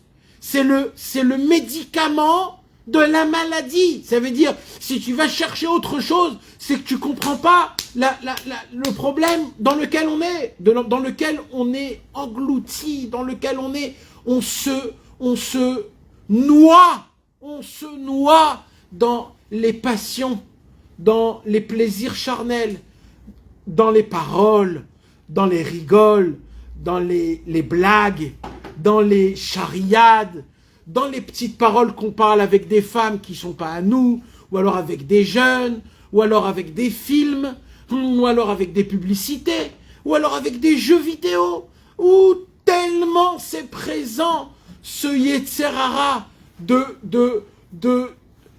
la passion du corps. Vous voulez savoir d'où vient la racine du Bgam Abrit? Je vais vous dire c'est quoi. Vous allez avoir très peur, mais il faut que vous le sachiez. Quand Adam Arishon, il est né, Akadosh Baruch Hu l'a créé, c'était un vendredi. C'était le premier jour de la création du monde. Il est né vendredi matin. Et Akadosh Baruch Hu l'a mis où? Dans le Gan Eden. Et Akadosh Baruch Hu, il lui a dit, voilà, mon fils, tout le Gan, il est à toi. Tout, il est à toi. Tu peux te... tu peux te promener, c'est chez toi. Tout est à toi, prends tout ce que tu veux. Maintenant, il faut que tu saches une chose, Adam Arishon, c'est que tout au fond, là-bas, tu vois, il y a un petit arbre. Il est tout petit. Il est tout petit. Cet arbre, il ne faut pas que tu le touches. Il ne faut pas que tu le touches. Parce que quand on mange de cet arbre, il y a la notion du bien et du mal qui va rentrer. Et si l'être humain, il rentre dans sa tête la notion du bien et du mal, il va devenir une catastrophe. Adam Arishon, il a commencé à se promener dans le jardin et il regarde les arbres, mais aucun arbre ne le fait tenter. Il y a un seul arbre qui le fait tenter, c'est le petit arbre. Maintenant, il faut que vous compreniez quelque chose, mes amis. Adam Arishon, il avait une ta'ava, il avait un désir qui le démangeait. C'était quoi ce désir-là? Être un Dieu. Voilà. Être un Dieu. Adam Arishon voulait être un Dieu. Et lui, il s'est dit, si je mange de l'arbre de la connaissance, je deviens Dieu. Parce que je connais le bien du mal. Mes amis, je vais vous apprendre quelque chose. Vous voulez savoir pourquoi? Qu'est-ce qu'il y a de aussi bon, de aussi attirant dans les passions sexuelles? C'est quoi? C'est la sensation. C'est le dopamine qu'on a dans notre cerveau pendant 15 secondes. C'est quoi exactement qui se passe? C'est quoi cette attirance qu'on a pour cette passion sexuelle? Ne me dites pas l'amour, parce que c'est pas de l'amour. Ne me dites pas il y a bien quelque chose d'autre. C'est quoi exactement qu'il y a? Eh ben, c'est aussi simple que ça. Quand un homme, il est dans cette passion-là, il se sent vivant. Qu'est-ce qui s'est passé? Adam Arishon, dès qu'il a mangé de l'arbre de la connaissance, Dieu il lui a dit, tu vas mourir. Et depuis, chaque jour que je vis, je me rapproche de la mort. Et ça me fait peur. Et moi, j'ai besoin de me sentir vivant. Comment je me sens vivant? Dans les bras d'une femme, dans les passions sexuelles. Là, je me sens le maître du monde. Je me sens vivant dans tout mon corps. Là-bas, en fait, j'oublie complètement la notion de Hachem et je suis complètement dans la notion du Etz Hadat Tov Vera. C'est comme si que je remonte dans la faute de Adam Arishon. Je me sens vivant, j'oublie Hachem. C'est pour cela, mes amis, que quand un homme, il vient dans ce monde-ci, et on lui dit d'être propre dans les passions de débauche, Rabbeinu, il a dévoilé un secret à ça. Le secret, c'est le Tikkun HaKlali. Pourquoi? Il dit Rabbi Nachman de Breslev, parce qu'on ne peut pas tomber dans le Pgam Abrit si on n'est pas triste. Voilà. Voilà. On ne peut pas tomber dans le Pgam Abrit si on est joyeux, pardon. Si on est joyeux. La seule raison pour laquelle on tombe dans le Pgam Abrit, c'est parce qu'il y a une graine qui est en train de germer de tristesse, de désespoir. C'est ce désespoir de Adam Arishon, quand il a mangé l'arbre de la connaissance, qui a créé le fantasme des passions sexuelles, qui fait en sorte que j'ai un espoir que quand je vais être dans une situation pareille, je vais me sentir mieux, je vais me sentir vivant, je vais me sentir dans mon top de ma vie, je suis au top de ma vie. Mais qu'est-ce qui se passe 2 minutes après? La réalité, elle tombe. Et elle est là. Et c'est ça la tristesse.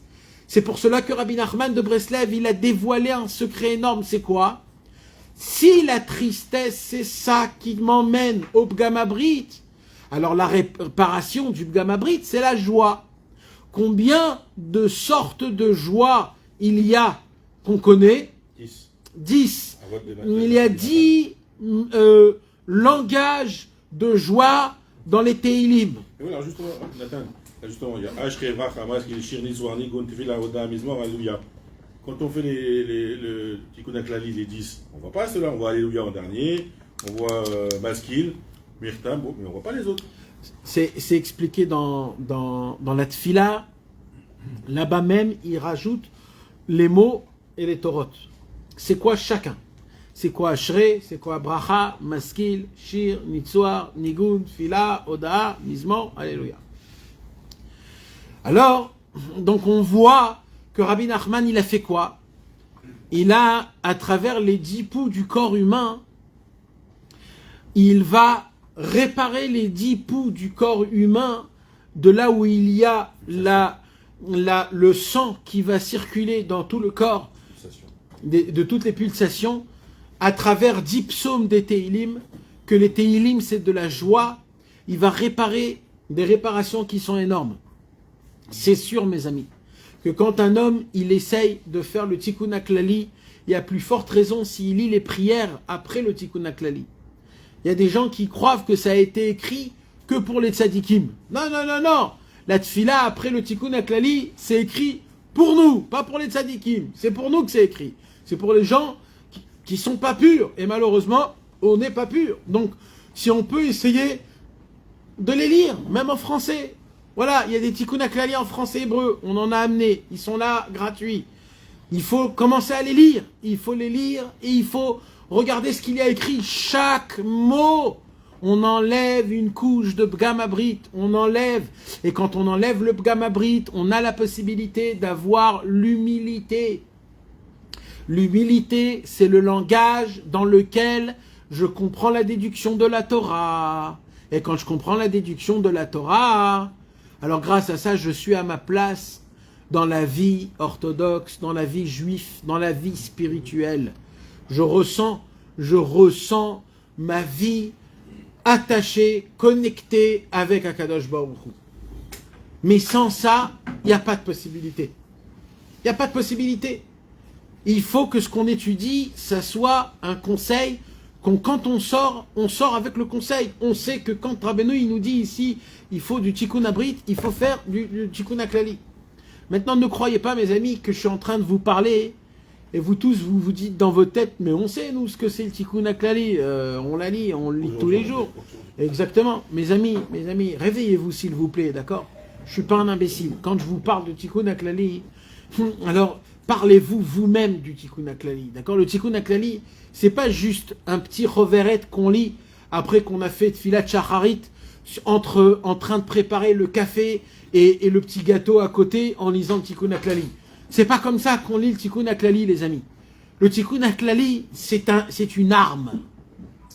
Quand on tire dans une arme, on se met totalement focalisé dessus. On est, toutes nos forces, il est là, je sais ce que je fais, comment je dois faire, le Tikkun HaKlali, c'est pas juste 10 psaumes à lire vite fait. C'est pas une citation. Le Tikkun HaKlali, c'est une prière. C'est un travail d'un cœur. Et le Tikkun HaKlali, mes amis, et on a le devoir d'avoir de la émouna dans le Tikkun HaKlali. À fur et à mesure qu'on croit qu'on le lit, etc., on croit que il faut pas le lire comme si c'est quelque chose de stam. Donc ça, mes amis, c'est déjà pour parler de la Shmirat Abrit que Rabbeinu, il nous demande que vraiment, si on ne fait pas le Tikkun HaKlali, vraiment dans le ciel, je crois qu'on va nous frapper. Pas parce que c'est le Tikkun HaKlali, parce que Akadosh Baruch Hu, il a dit, il y a un remède qui est aussi facile que si vraiment tu voulais être propre dans le Pgam Abrit, c'est sûr que tu l'aurais fait le Tikkun HaKlali. Si tu l'as pas fait, c'est ou parce que tu crois pas, ou parce que tu n'as pas voulu, ou alors parce que tu es un imbécile. Alors tu vas recevoir des coups pour cela. Tu vas recevoir des coups pour cela. Ce que les tzadikim ils disent, on a le devoir d'appliquer, mes amis. Un conseil d'un tzadik, surtout un tzadik grand comme celui-là, il a le devoir. En plus, Rabbeinu, il a dit, je suis descendu dans le monde pour dévoiler le Tikkun HaKlali. Rabbeinu, il a pris 2 témoins.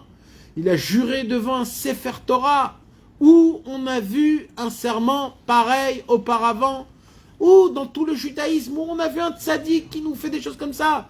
Donc même si je ne suis pas un Breslev, j'ai le devoir d'écouter un tzaddik comme ça, si vraiment je cherche à me purifier dans le Pgam Abrit.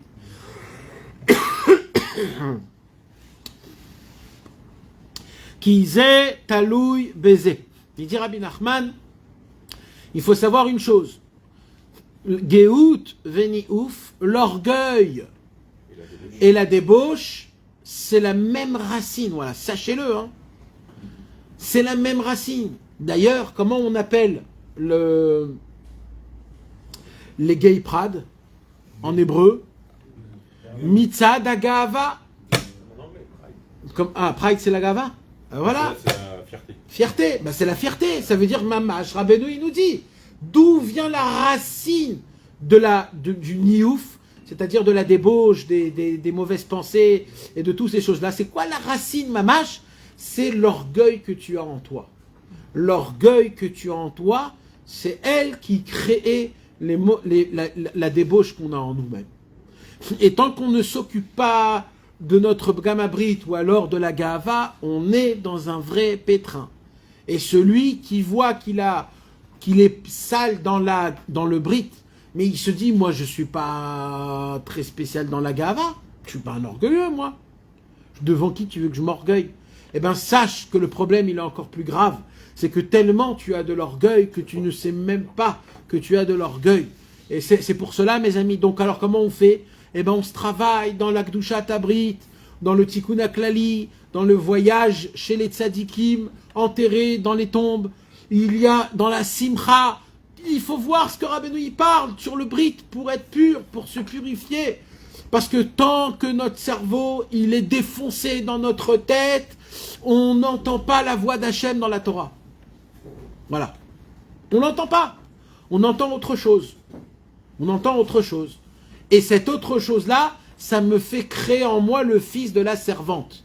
Ça fait en sorte que toute la Torah, pour l'appliquer, c'est lourd, c'est pesant, comme un serviteur qui doit servir son maître.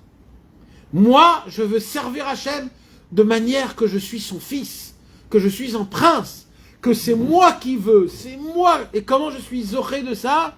À travers la Kedushat Tabrit, la Hanava et la Shiflut. D'accord les amis? Maintenant Rabbi Nachman, il veut nous prouver c'est quoi la preuve. Voilà, c'est ça le cours qu'on va étudier aujourd'hui, ce soir. Maintenant là, jusqu'à maintenant on a lu le Seif Gimel, mais là on va commencer à lire ce qu'on n'a pas lu. Rabbeinu il veut maintenant avoir une preuve. C'est quoi la preuve que la Gava, la Hanava, c'est cachour avec le Brit? C'est-à-dire, Rabbeinu il veut avoir une preuve de comment on fait, c'est quoi la preuve là, le preuve comme quoi si je travaille sur le Brit, j'enlève la Gava, et si je suis humble, j'arrive à enlever les passions sexuelles. Alors c'est de là où on va commencer à parler. Ve'alken, c'est la raison pour laquelle Brit mechune beshem Shaddai. Le Brit, il est appelé Shaddai. Le bébé, avant la Brit Mila, c'est un Shindalet. Et la Brit Mila, on met le Yud, ça fait Shakai. Nahon. Il y a écrit que Avram Avinu, il est assis à la porte du Gan Eden. Et son travail à Avram Avinu, c'est de regarder le Brit de chacun. Tu ne peux pas rentrer dans le Gan Eden avant qu'il y ait une suspicion d'Avram Avinu. Une inspection. Avram Avinu, il a fait la Brit Mila à l'âge de 100 ans, à 99 ans, et il a fait d'une manière vraiment une grande Messirut Nefesh. Alors on lui donne à lui ce travail-là. Maintenant, il regarde le Brit, bien sûr, pas matériel. Il regarde le Brit de chacun, spirituel. Comment il est? Qu'est-ce qu'il regarde? Il voit quoi? Qu'est-ce qu'il peut regarder de spirituel dans le Brit de chacun? Eh bien, le Hari Akadosh, il nous apprend un secret énorme. C'est quoi? C'est que quand un homme, il a le prépuce, alors le membre d'un mâle, il a une forme d'un shin et d'un dalet. Il y a une façon de comment regarder. Il explique. Et quand on enlève le prépuce, quand on fait la Brit Mila, alors grâce à ça, on rajoute un Yud et ça fait le nom Shaddai. Sur le Brit de chacun du peuple juif, il est inscrit, gravé dans notre chair, le nom d'Hachem, Shaddai. Chas v'shalom, quand un homme, il faute avec le Brit, alors il se passe quelque chose. C'est que le Yud, petit à petit, il commence à s'effacer. Quand le Yud, il commence à s'effacer, il reste quoi? Shindalet. Shindalet. C'est quoi Shindalet? Un démon. Les démons. il y a la force des démons sur lui. C'est parce que un homme, il tombe dans les fautes du Pgam Abrit. C'est pour ça qu'on fait la bilada avant la Alors, il y a des façons de réparer. Il y a des réparations, le Tikkun Abrit. C'est une des réparations. C'est pour ça que Rabbeinu, il dit d'abord le mikvé. Après, il y a le Tikkun Aklali. Après, il y a le voyage chez les tzadikim. Il y a la simcha, et ainsi de suite. Ça veut dire, il y a énormément. Mais on voit, le Hari Akadosh nous enseigne que dans le mot Shaddai, il y a le mot, il y a le Brit. Il y a vraiment, il est inscrit dans le Brit. Maintenant, on va aller encore plus loin que ça. Il y a écrit dans le Passouk, alors, Kemo Shekatouv, d'où on sait que le mot Shaddai, c'est équivaut au Brit. Alors, Ani El Shaddai Pere Urve. Quand Yaakov Avinu, il s'est sauvé de Esav. Pourquoi Yaakov Avinu, il se sauve de Esav? Encore une fois, on revient dans la même histoire des enfants échangés. Il y a le fils du roi et le fils de la servante. Rivka, elle vient et elle dit à Yaakov, sauve-toi, Esav va te tuer. C'est qui Esav? Le fils, c'est la servante. C'est le fils de la servante, bien que c'était le fils de Rivka, mais lui, c'est le serviteur, c'est le domestique. Et lui, il s'assoit au trône, et c'est Yaakov qui doit se sauver, comme dans l'histoire que Rabbeinu il a envoyé. Et là, Yaakov, il travaille chez Lavan comme un serviteur. C'est lui qui prend le statut du domestique. Et c'est qui le roi pendant ce temps-là?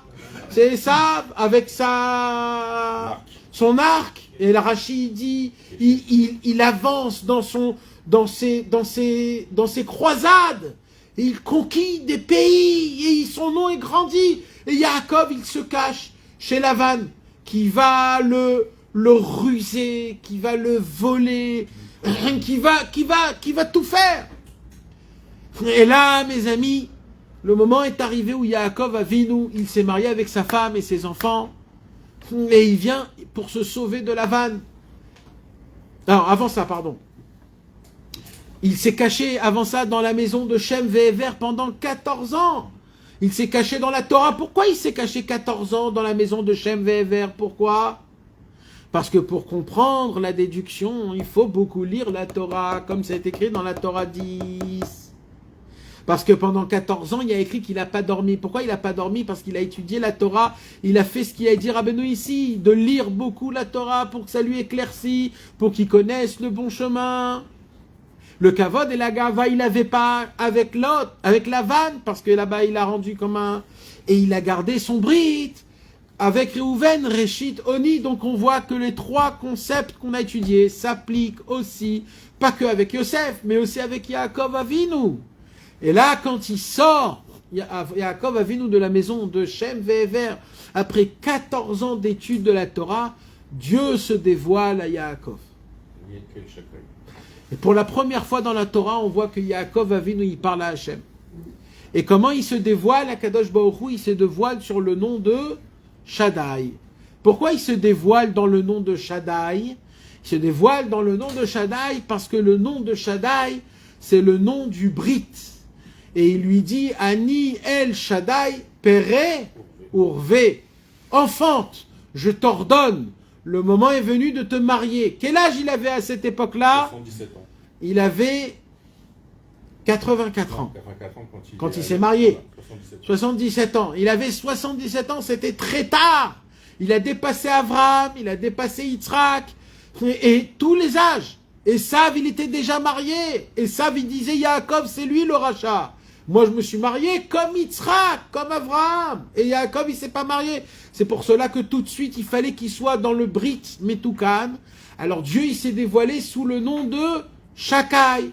Et dans le nom de Shakai, il lui a dit, maintenant, va enfanter. Ça veut dire qu'il lui a créé l'enfantement en lui, le nom de Shakai. Donc on apprend de ce pasouk-là que le nom de Shakai, il est complètement attaché et collé à travers le Brit. Maintenant, mes amis, Ki Shaddai, il dit Rabbeinu, ou Bechinat, c'est quoi le nom Shaddai? Là, Rabbeinu va nous donner l'explication exacte de qu'est-ce que veut dire le mot. Ki Shaddai ou Prinat, sheyesh dai be'elochuti lechol briya.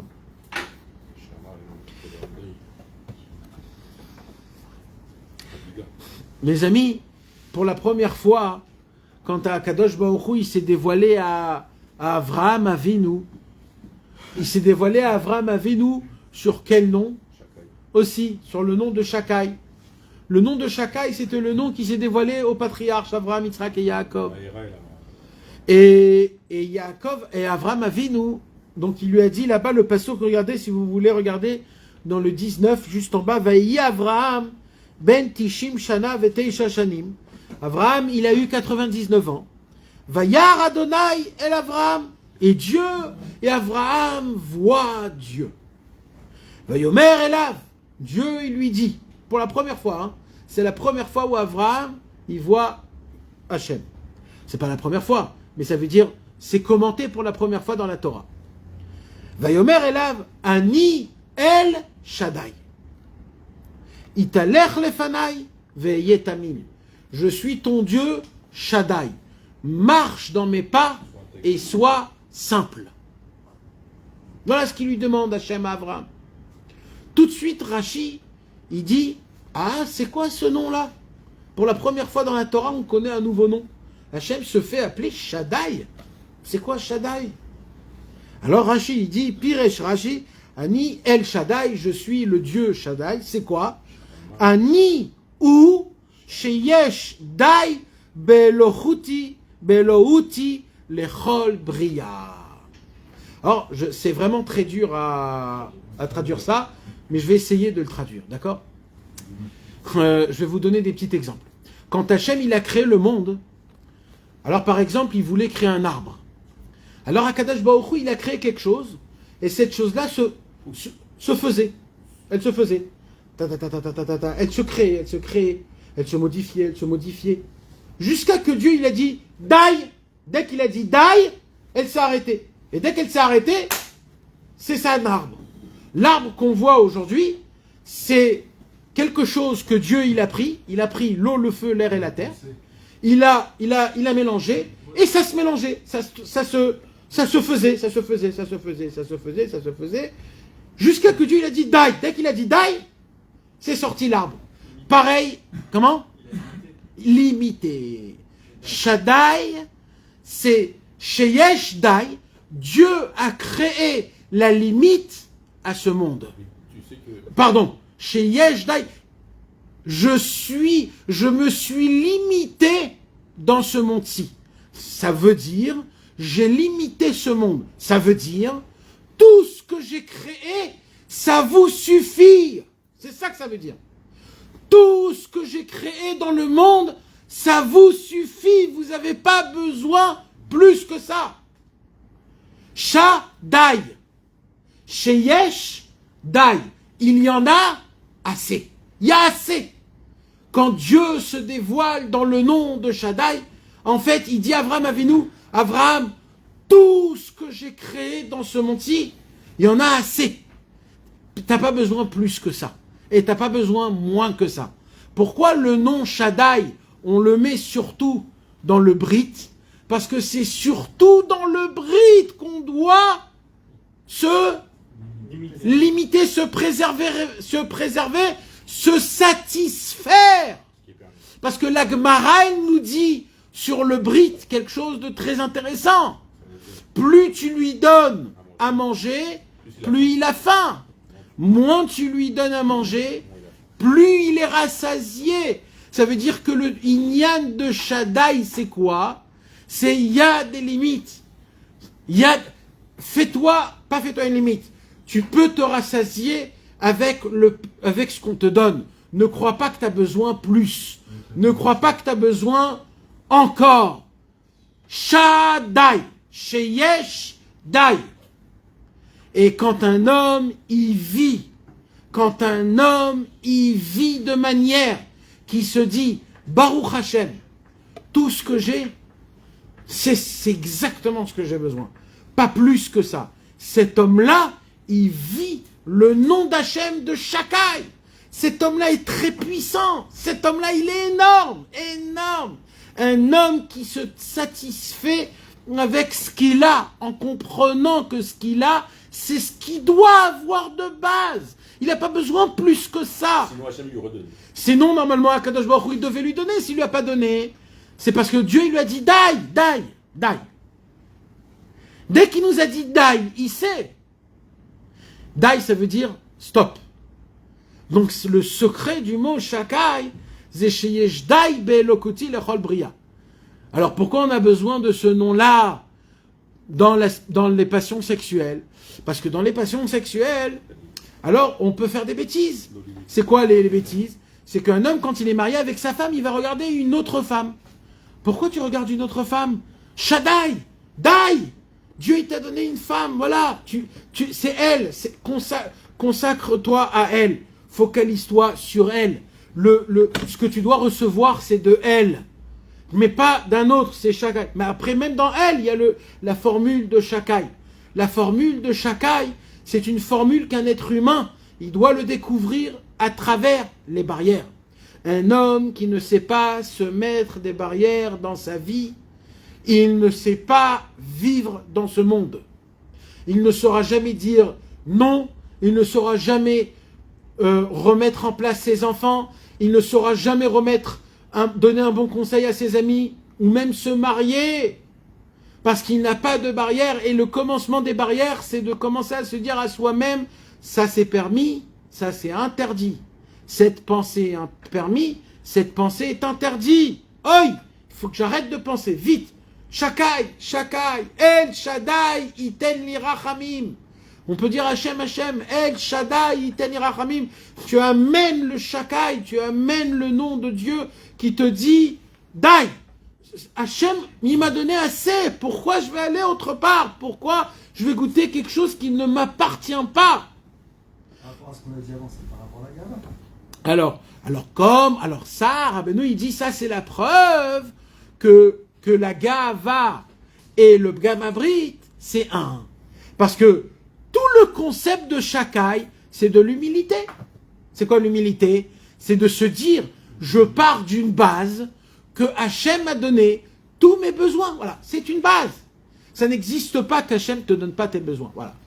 Même si tu es le plus grand rachat au monde, même si tu es le plus grand tzaddik au monde, tu as tout ce que tu dois avoir.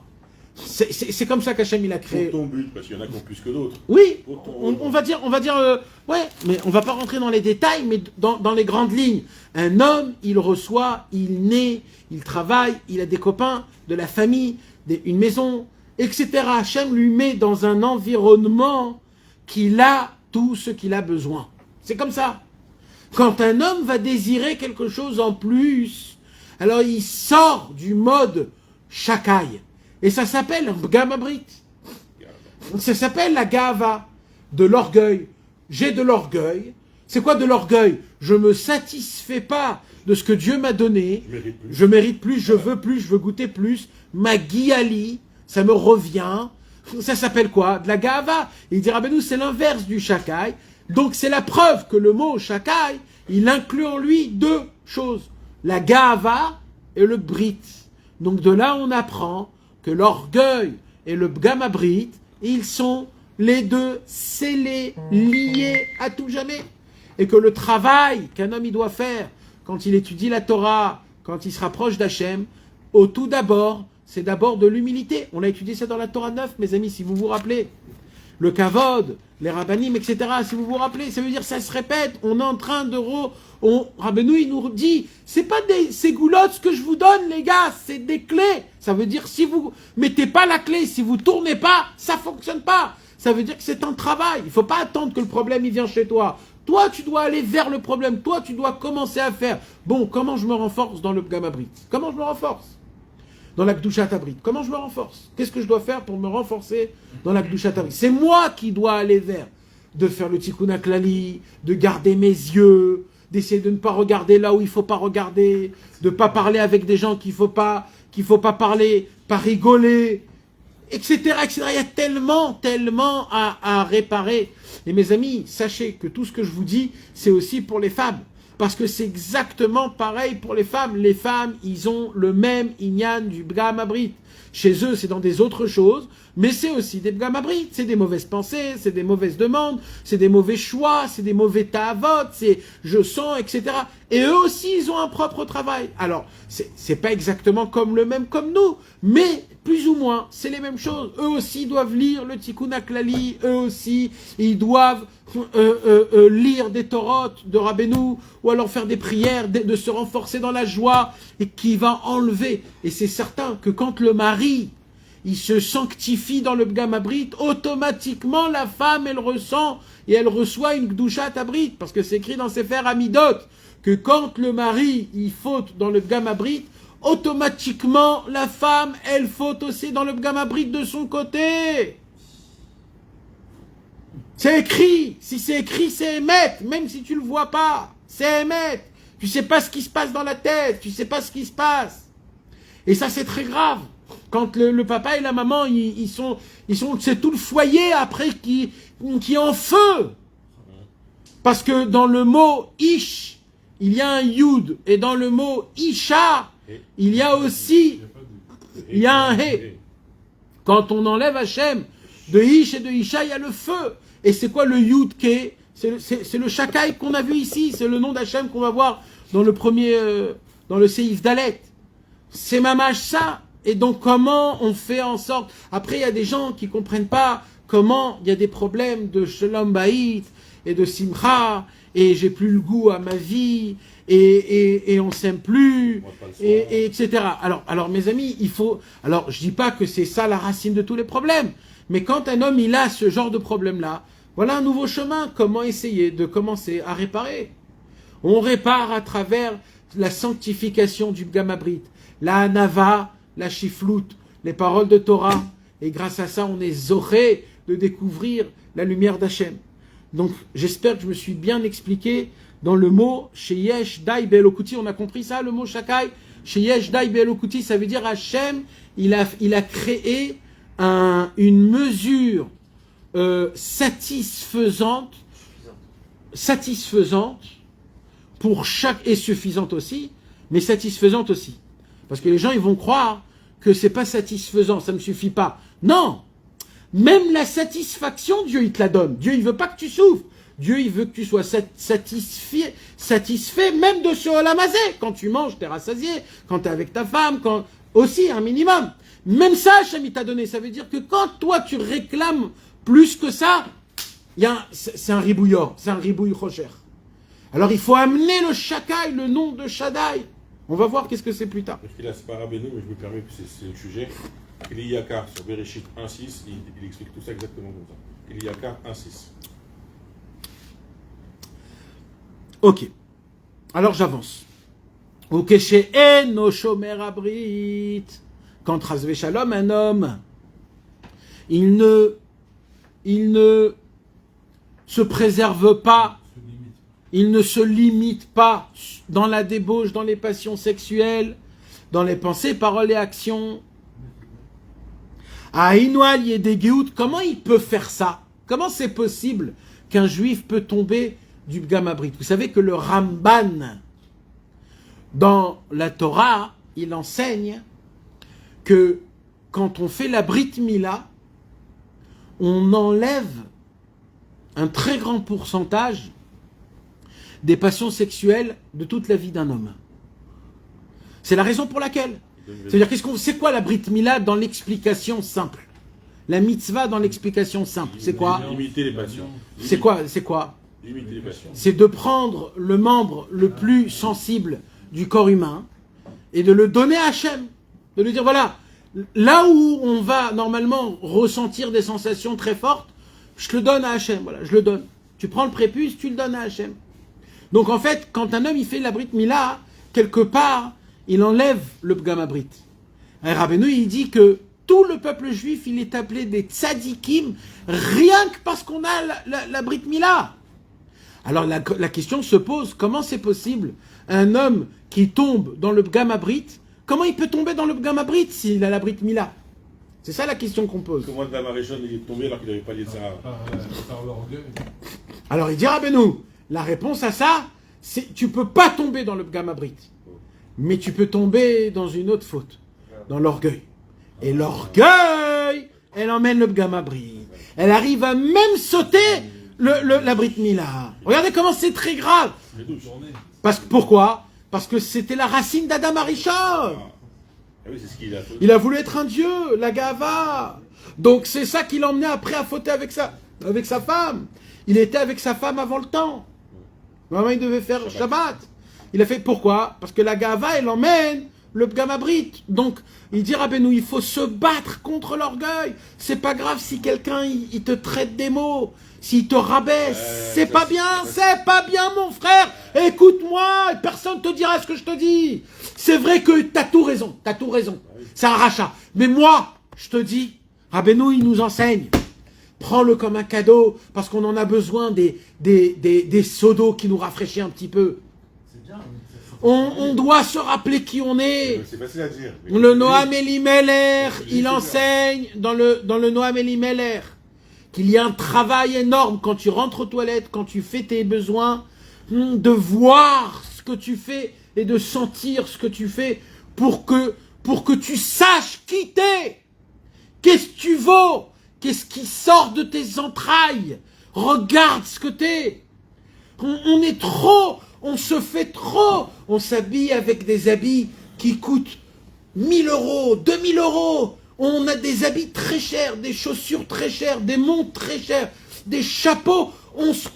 C'est du cavote tout ça, les amis. Vous croyez que c'est pas du cavote, c'est de la gava.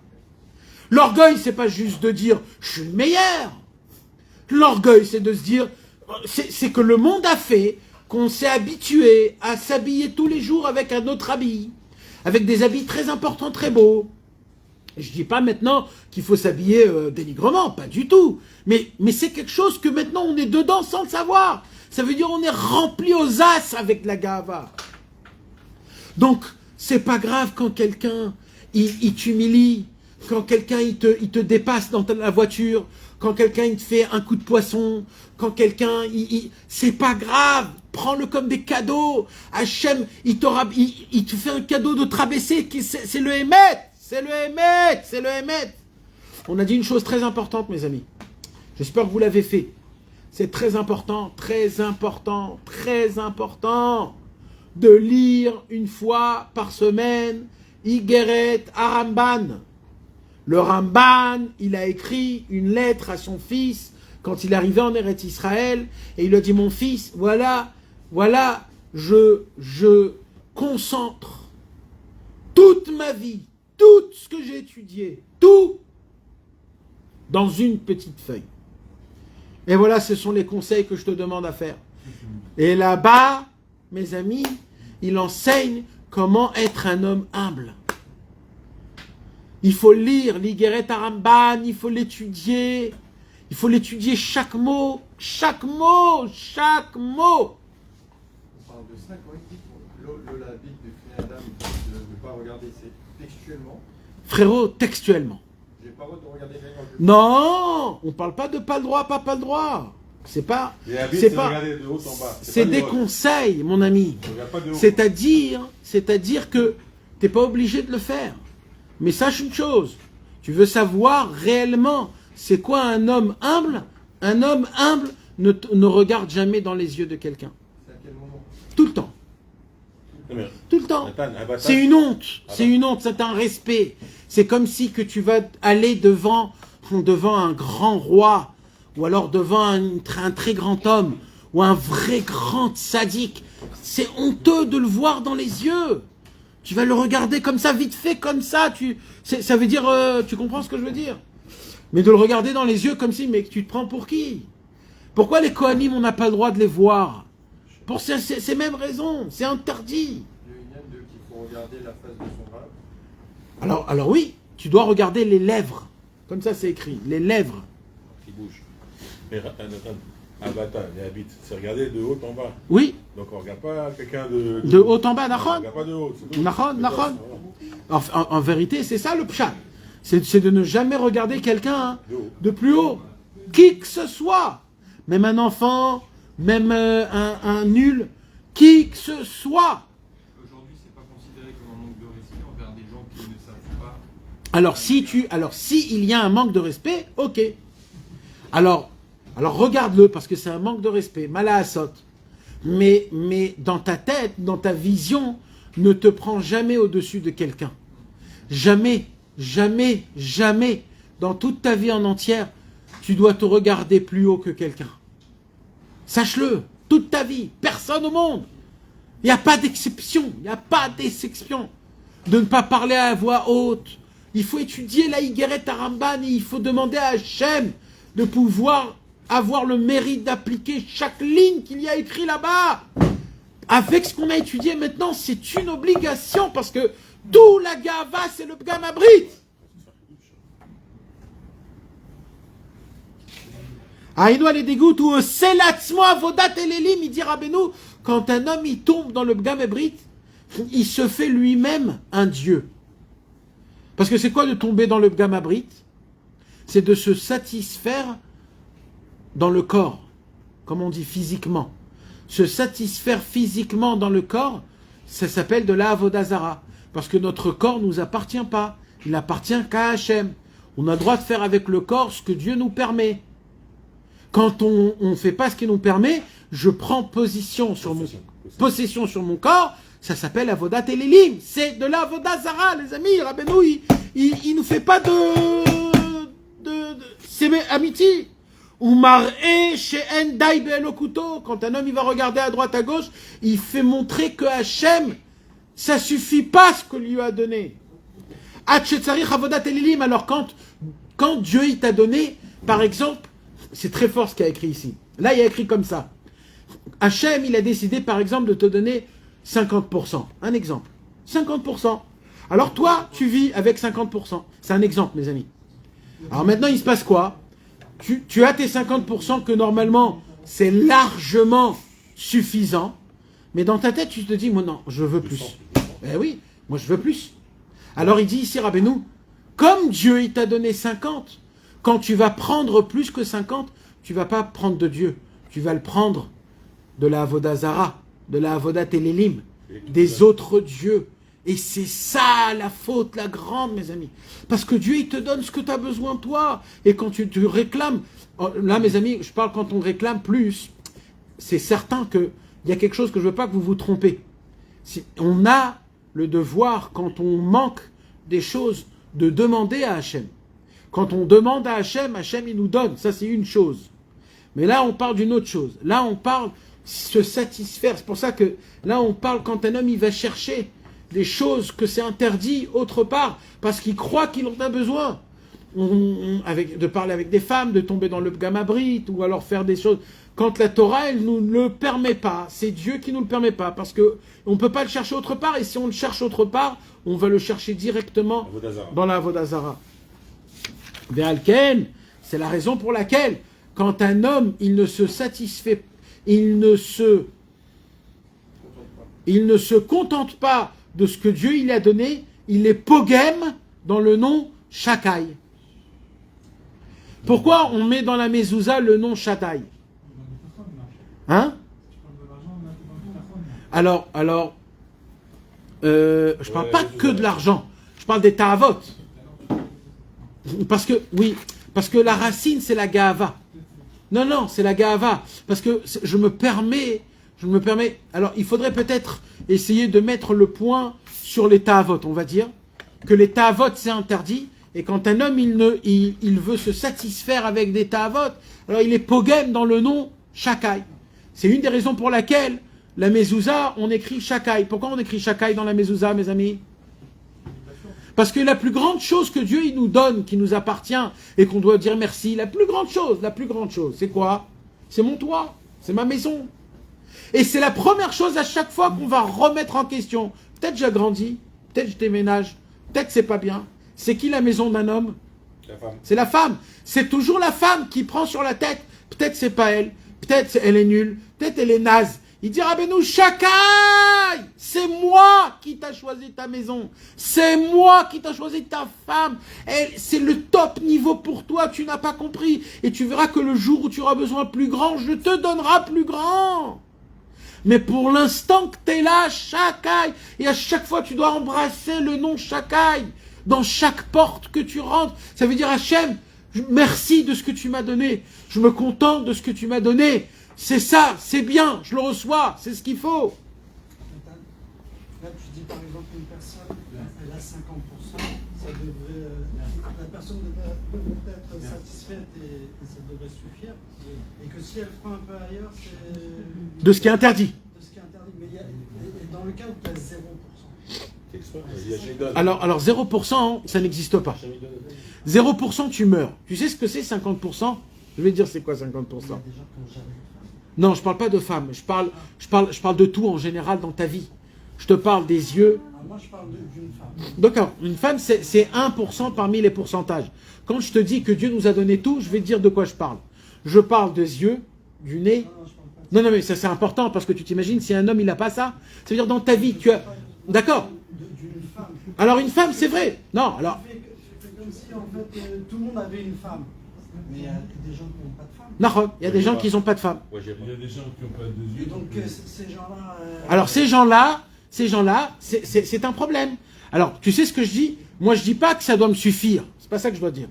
Je dois dire que maintenant aujourd'hui, jusqu'à aujourd'hui, c'est ce qu'il fallait pour moi. Mais c'est certain que je dois me marier. C'est certain que je dois demander à Hachem une femme. C'est certain que je dois chercher une femme. Mais jusqu'à maintenant, c'était ce qu'il faut. C'était ce qu'il faut pour moi. Maintenant, ça se peut aussi, il y a un autre truc. Il y a aussi un mec qui est un imbécile. Il y a aussi un mec qui... Ok, des personnes qui cherchent, etc. Ok. Il faut prier. Alors tu sais... Alors, ok. Alors, tu sais, des cas comme ça, moi je sais pas. On ne peut pas toujours tout savoir. Mais dans la normalité des cas, un homme, il doit avoir la émouna que jusqu'à maintenant, j'ai reçu ce qu'il faut. J'ai ce qu'il faut. Oui, mais apparemment, s'il aurait une femme, ça serait pas bien pour lui. Il y a des gens que ça serait pas bien pour lui. Il y a des gens qu'il se découvre et il avance dans la vie justement parce que il n'a pas de femme. Et le jour où il a une femme, il est tellement satisfait qu'il se reste et qu'il est pépère et il fait rien de sa vie. Donc il y a des fois des gens où Akadosh Baruch Hu, il repousse un petit peu. Mais là, on est en train de rentrer dans le calcul pourquoi il n'a pas de femme. Moi, je parle dans les grandes lignes. Dans les grandes lignes. C'est vrai qu'il y a beaucoup de cas, surtout en France, et c'est vrai que c'est un cas que malheureusement, dans la nouvelle ère de 2024, c'est un des problèmes qui sont les plus reconnus. Et les rabbinis ne s'occupent pas. Et ils ne s'occupent pas, et c'est un vrai problème. Mais c'est une catastrophe. Mais moi, je dis une chose. Moi, je dis une autre chose. C'est quoi? C'est que, ici, il dit Rabbeinu, s'il se garde dans le Gamabrit et dans la Nava, l'humilité, tu verras que la femme, elle viendra très vite. Parce que une des choses... Concrètement, aujourd'hui, T'es pas marié? c'est impossible que quelqu'un reste des années... C'est vrai. Ouais, mais Hachem, il a marqué dans Psachim.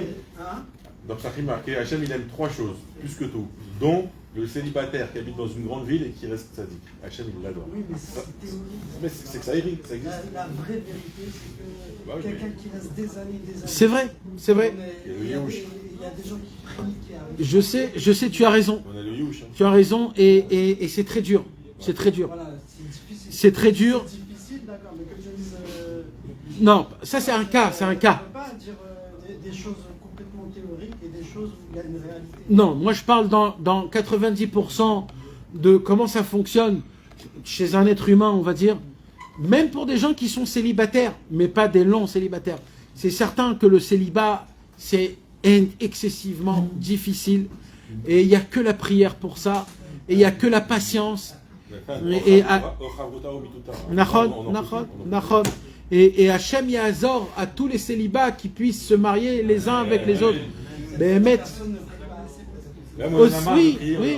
on en a marre, on prie. Ça fait 20 ans qu'on prie, on en a marre. Ouais. Ça sert à rien. Eh ben, il faut... Là, il faut casser la garba aussi, parce que le Non, mais c'est certain, c'est ce que j'ai dit. Si tu as de la hanava et de la chifloute, tout de suite, tu te maries tout de suite parce que tu veux juste quelqu'un qui... Tu veux juste te marier, voilà, tu t'en fous de... On est en 2024, on veut pas n'importe qui.